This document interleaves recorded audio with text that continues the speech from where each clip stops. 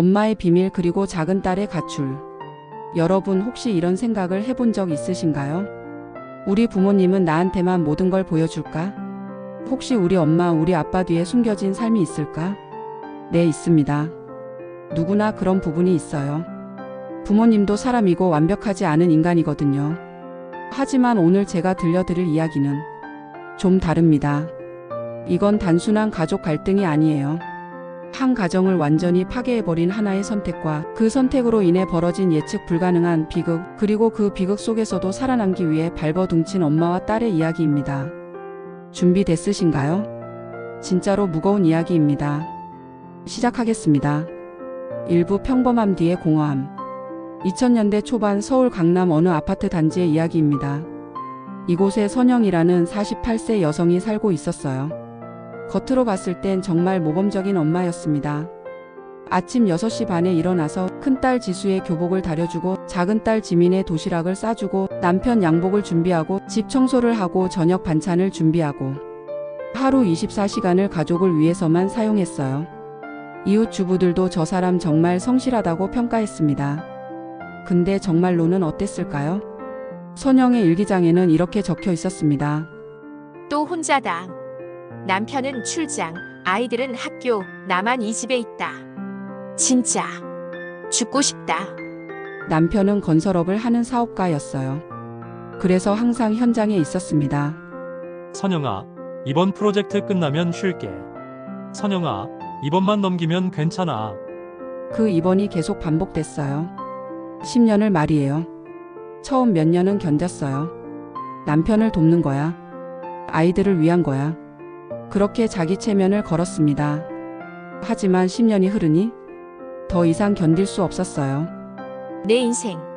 이게 전부야. 아침에 일어나서 밥 차려주고 청소하고 저녁에 또 밥 차려주고 자는 그 반복뿐이었거든요.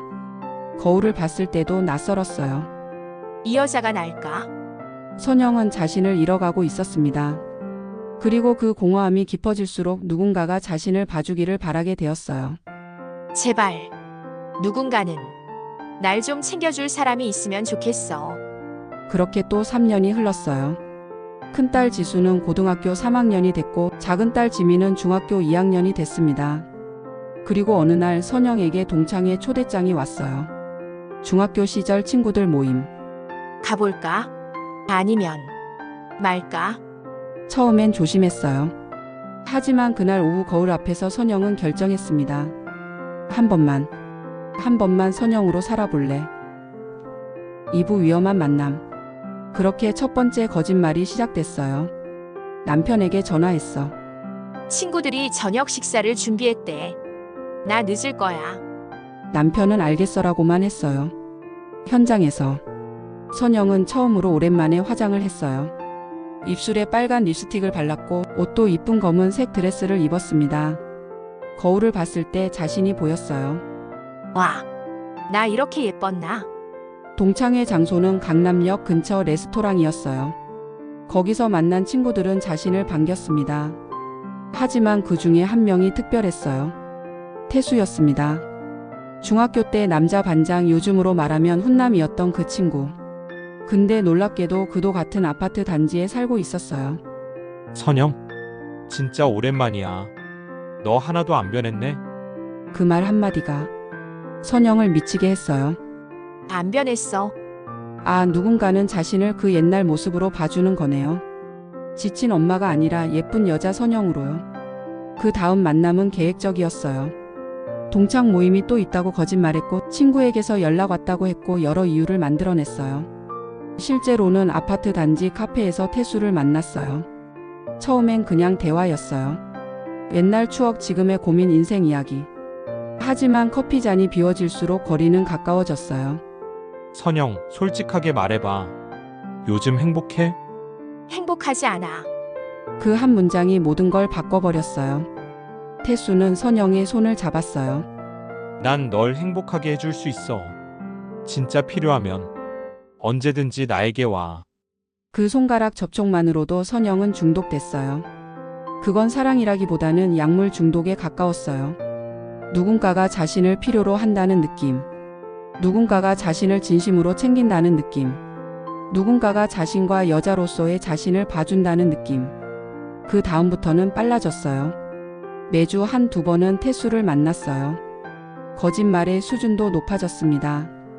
휴대폰은 따로 샀고 만나는 시간도 계획적으로 정했고 남편이나 아이들한테서 들킬 만한 증거들은 모두 없앴어요.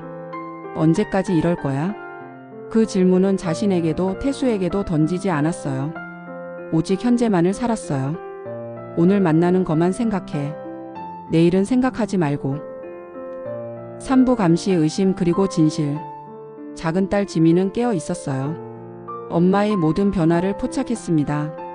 엄마 요즘 뭔가 달라지 않았어? 아빠한테 던진 질문이었어요. 아빠는 일이 많아서 피곤한 거겠지라고만 했지만 지민의 직관은 더 예민했어요. 학교에서 돌아오는 날 엘리베이터에서 엄마를 봤어요. 낯선 남자 옆에서 손을 잡고 있었어요. 저 사람 누구지? 아빠 직장 사람?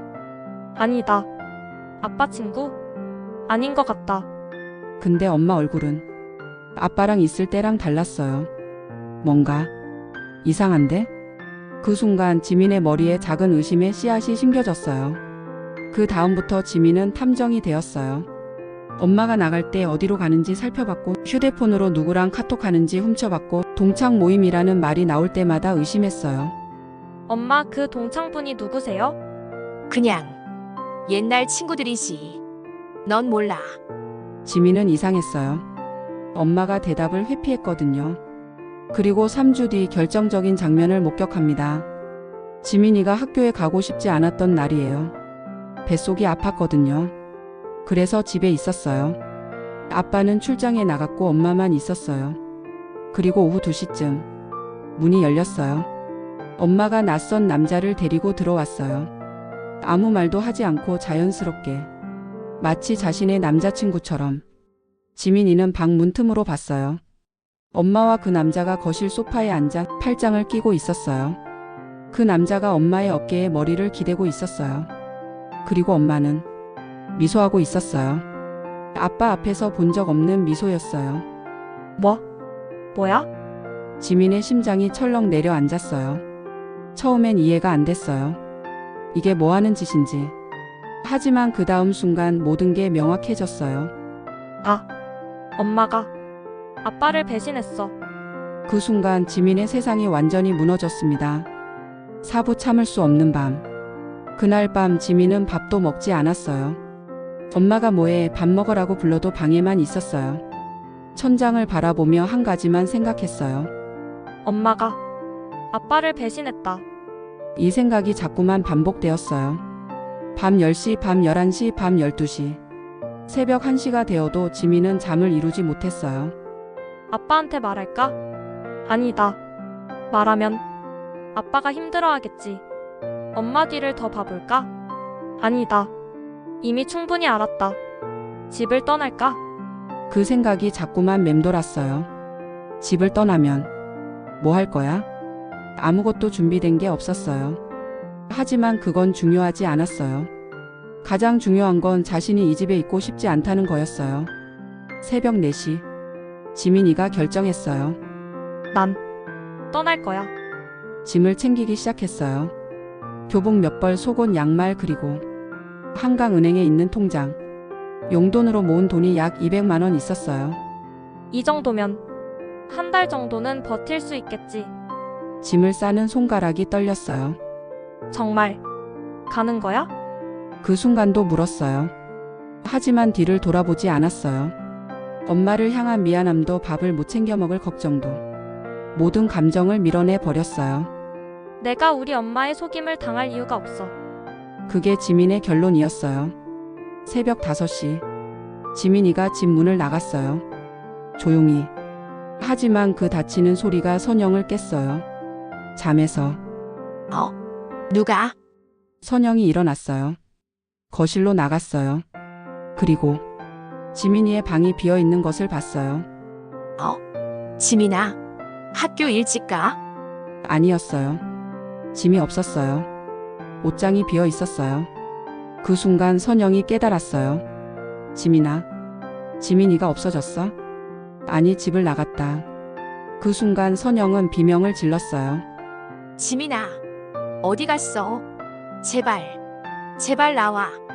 오부 경찰 뉴스 그리고 절망. 경찰에 신고했어요. 우리 딸이 사라졌어요. 새벽에 경찰은 사건을 게시했어요. 미성년자 실종 사건. 아동 실종 전단이 나갔어요. 지민이 사진과 함께 키 160cm 중학교 2학년 검은 머리.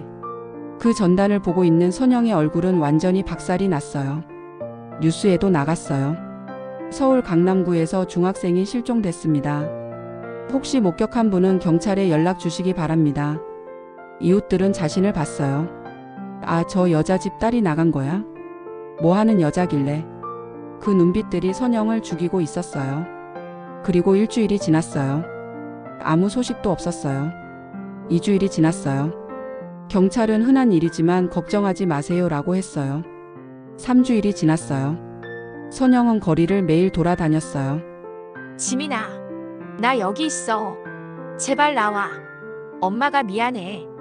그러던 어느 날 남편이 알아버렸어요. 선영, 넌 왜 지민이가 나간 거야? 그게 더 이상 거짓말할 수 없었어요.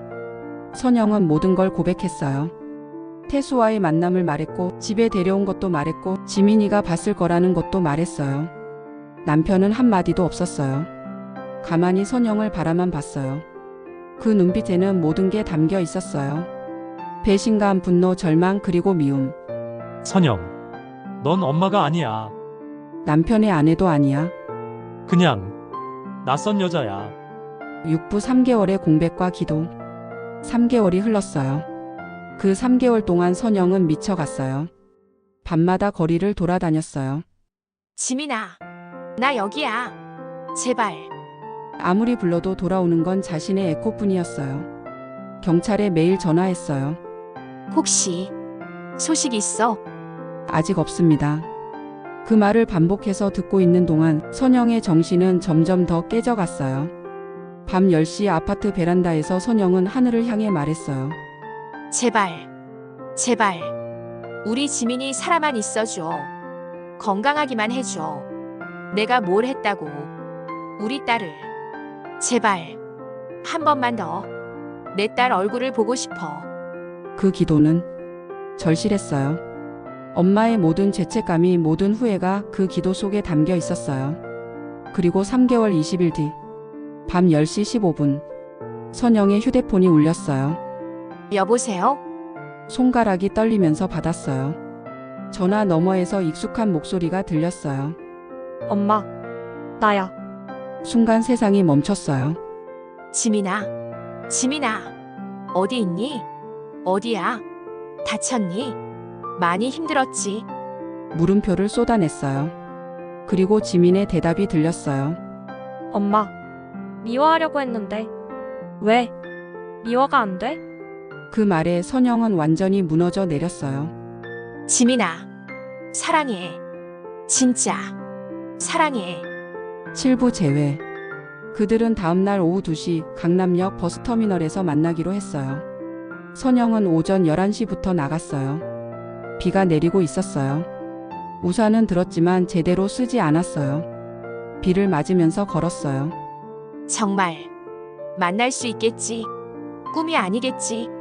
심장이 자꾸만 철렁거렸어요. 오후 1시 45분. 선영은 버스터미널 입구에 섰어요. 주변을 계속 살펴봤어요. 우리 지민이가 온다.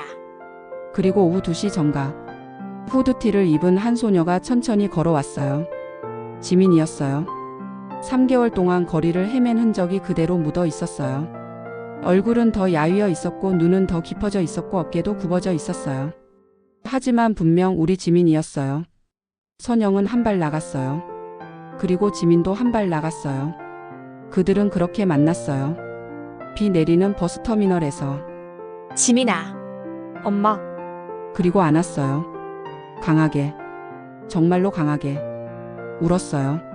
선영의 울음과 지민의 울음이 섞였어요. 미안해. 정말 미안해. 엄마가 너무 나빴어. 이제 다시는 그러지 마. 우리 다시 같이 살자. 제발. 버스터미널의 사람들은 그들을 바라봤어요.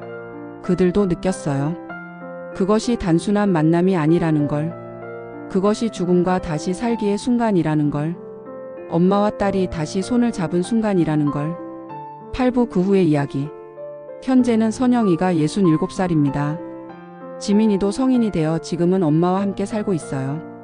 그 사건으로 인해 선영과 남편은 이혼했어요. 하지만 남편도 지민이를 완전히 버리지는 않았어요. 왜냐하면 지민이는 여전히 자신의 딸이거든요. 가족이 깨졌지만 다시 다른 형태로 이어졌어요. 매주 일요일 지민이는 할아버지 할머니 집에 들어가요. 미역국을 함께 먹어요. 선영이는 지금도 매일 창밖을 봅니다. 내가 왜 그랬을까? 이 물음은 평생 따라다닐 거예요. 하지만 그녀는 깨달았어요. 외로움은 누군가 다른 사람으로는 절대 채워지지 않는다는 걸. 그건 오직 자신과 가족 속에서만, 진정성 속에서만 채워진다는 걸. 그리고 무엇보다 용서는 약이 아니라는 걸. 용서는 완벽하지 않고 상처는 남아있고 신뢰는 깨져 있지만 그래도 함께하기로 선택한다는 것, 그것이 진정한 사랑이라는 걸. 지민이는 지금 대학교 의과대학에 다니고 있어요. 3개월의 거리 생활이 그녀를 더 강하게 만들었어요. 더 따뜻하게 만들었어요. 의사가 되고 싶은 이유도 바로 그런 상처받은 사람들을 돕기 위함이라고 했어요. 저도 버려진 느낌을 알고 있으니까 고통받는 사람들을 더 잘 이해할 수 있을 것 같아요. 어제도 지민이가 집에 왔어요. 아빠와 엄마가 이혼했지만 가족이라는 끈은 끊어지지 않았거든요. 엄마 미역국 끓였어? 응, 지민아. 너를 위해서 준비했단다. 고마워, 엄마. 두 사람은 식탁에 앉았어요. 아무 말 없이 조용히 미역국을 마셨어요. 말이 필요 없었어요. 그들은 이미 모든 걸 다 나눴으니까요. 구부 사회적 반향과 진실. 이 사건은 당시 큰 화제가 되었어요. 모범적인 주부의 불륜, 중학생 가출 3개월 행방불명. 언론에서는 생생하게 다뤘어요. 하지만 사건의 진짜 의미를 아는 사람은 별로 없었어요. 선영이가 나쁜 여자다라고 결론 내린 사람들. 지민이가 할 짓을 했다고 비난한 사람들. 가족이 뭐하는 짓이냐고 비웃은 사람들. 하지만 정말로는 가정의 공백이 얼마나 위험한지, 엄마의 외로움이 얼마나 깊은지, 아이의 눈빛이 얼마나 예민한지, 그 모든 게 얼마나 맞닿아 있는지를 보여주는 사건이었어요. 태수는 어떻게 됐을까요? 선영과 관계를 끝낸 뒤 얼굴을 내밀지 않았어요. 조용히 사라졌어요. 선영은 그를 용서했어요. 왜냐하면 모든 선택의 책임은 자신에게 있었으니까요. 태수는 미끼였고 그 미끼를 물어뜯은 건 자신이었어요. 하지만 이 이야기는 비극으로만 끝나지 않았어요. 왜냐하면 선영과 지민이가 있었으니까요. 선영은 자신의 실수를 직면했고 지민이는 자신의 분노를 풀어냈고 그들은 다시 만났어요. 가족은 깨질 수 있지만 진심이 있다면 다시 이룰 수 있다는 증명이 되었어요. 10부 당신에게 묻는 것들. 지금 이 영상을 보고 있는 분들에게 물어보고 싶어요. 혹시 여러분도 지민이처럼 부모님의 어두운 면을 본 적 있으신가요? 혹시 여러분도 선영이처럼 가족을 배신한 죄책감을 안고 있으신가요? 혹은 둘 다는 아니지만 누군가와의 관계가 깨져 있고 복구할 수 없다고 생각하고 있으신가요? 그렇다면 기억하세요. 이 이야기는 극단적인 사례일 수 있어요. 하지만 그것이 담고 있는 메시지는 극단적이지 않아요. 진심은 전해진다. 선영이 3개월간 밤마다 기도했던 것, 거리를 다녔던 것, 경찰에 계속 신고했던 것. 그 모든 게 지민이에게 전해졌어요. 그래서 지민이도 돌아올 수 있었던 거예요. 만약 선영이 그냥 딸이 나갔으니 어쩔 수 없지라고 생각했다면, 만약 선영이 태수와 계속 만났다면, 지민이는 절대 돌아오지 않았을 거예요. 우리는 완벽한 부모가 아니에요. 우리는 완벽한 자녀도 아니에요. 우리는 완벽한 가족이 아니에요. 모두가 실수를 해요. 근데 그 실수를 인정하고 후회하고 바꾸려고 노력할 때, 그때 관계는 다시 이어져요. 완벽하지 않은 방식으로지만, 상처가 남아있지만, 신뢰가 조금 깨져 있지만, 그래도 함께 할 수 있어요. 이 이야기는 여기서 끝입니다. 하지만 선영이와 지민이의 이야기는 계속돼요. 매주 일요일 미역국을 함께 먹으면서, 할아버지 할머니를 찾아가면서, 다시 깨질 것 같은 순간이 있어도 다시 이으려고 노력하면서, 그들은 계속 살아가고 있어요. 완벽하지 않지만 정말로 필요한 것들을 가지고요. 그것이 바로 사랑이고 용서이고 가족이에요. 외로움은 담을 수 없다. 오직 나누면 나누어진다. 이것이 이야기가 우리에게 전하는 가장 중요한 메시지입니다. 감사합니다. 이 이야기를 들어줘서. 시청해주신 모든 분들께 감사드립니다. 혹시 이 이야기가 여러분의 가족 관계에 조금이라도 도움이 되었다면 좋겠습니다. 댓글로 여러분의 생각을 나눠주세요. 그리고 구독 버튼도 눌러주세요. 더 많은 인생 이야기들을 여러분과 나누고 싶습니다. 안녕히.